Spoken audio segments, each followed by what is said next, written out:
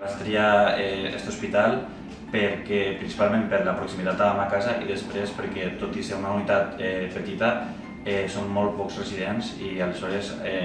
abarquem a més pacients per resident i totes les habilitats i les tècniques les podem agafar més ràpidament perquè som nosaltres els que fem la majoria de procediments.